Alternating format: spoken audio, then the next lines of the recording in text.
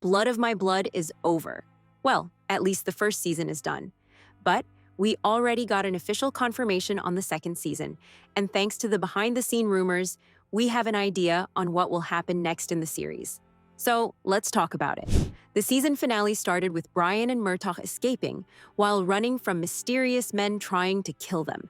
You'd think Brian and Myrtto would realize who is trying to kill Brian and how everything connects immediately, but nope, not the smartest bunch, those two.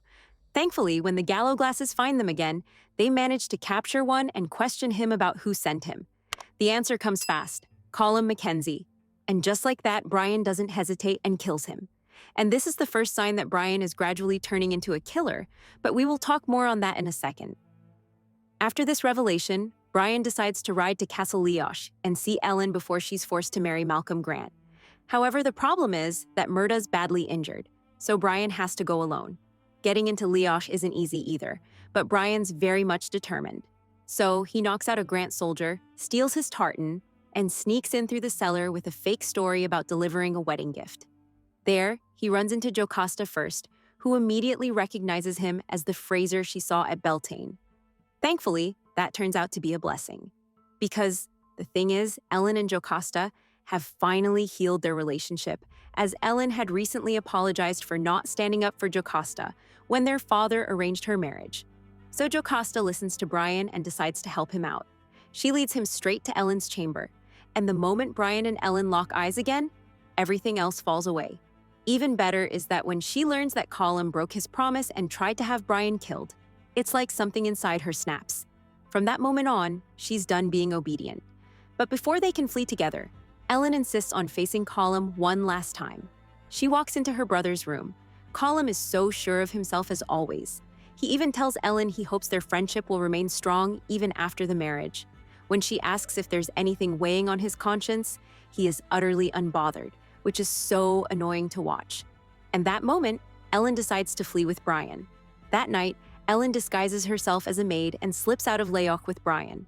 But of course, nothing in this world comes easy. The guests are already seated for the wedding, and when Ellen doesn't appear, things get crazy to say the least.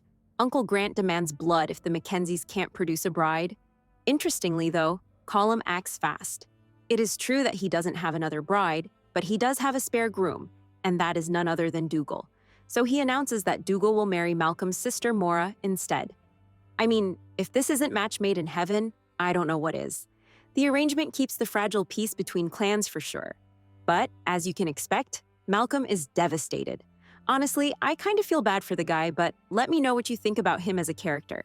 So, when his uncle whispers that revenge is the only cure, Malcolm listens. Later that night, as Brian and Ellen are sneaking away, Malcolm finds them. He draws his sword, realizing that Ellen left him for Brian. They beg him to let them go, but he won't listen. Brian has no choice but to defend himself, and in the struggle, he kills Malcolm. And honestly, I am sorry that he died. He wasn't a bad man by any means.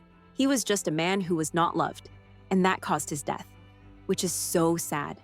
After this incident, Brian and Ellen make it to a little cottage-like crave. At the first opportunity, they fall into each other as any other lovers would do, and I loved watching the two together. Afterwards, they make a blood oath. They say, "Whither thou goest, I will go. Where thou diest, I will die."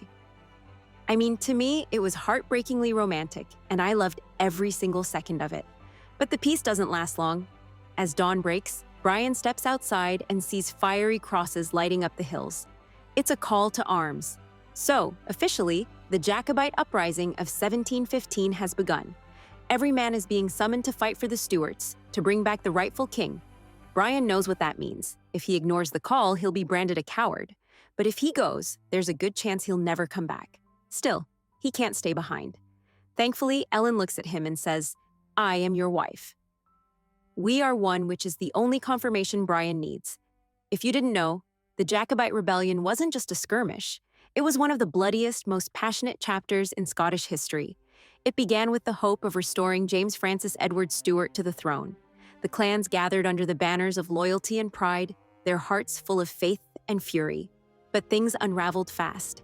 The rebellion was disorganized, torn by rivalries, and doomed from the start. It all came crashing down at the Battle of Sheriffmuir, which was a chaotic clash that left thousands dead and Scotland forever changed.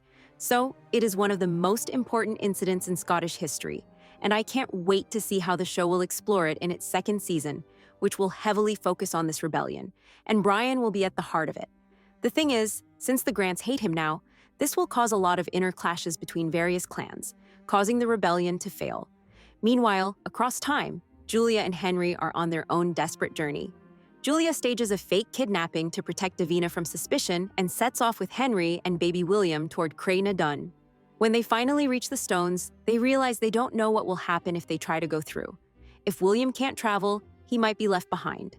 So they make a heartbreaking plan. One parent will try with him while the other waits. But before they can act, Archbug appears with his men. Henry, terrified of losing his family again, grabs Julia and William and pulls them all toward the stone. It is rumored that Julia and William will pass through, but Henry will be left behind, which is the worst-case scenario since he already has post-traumatic disorder due to his World War I experiences. So, when he finds himself as a part of the Jacobite rebellion, he will have a lot of psychological challenges, especially now that Julia won't be right beside him. Julia, on the other hand, will meet with Claire and do her best to reach Henry back. At one point, she will make the decision to go back there, this time with Claire, meaning that we will witness the little Claire having a trip back in time as well, which is extremely exciting. For more weekly updates, discussions, and analysis on Blood of My Blood and Outlander universe in general, make sure to like and follow. Meanwhile, the video on the screen might also interest you.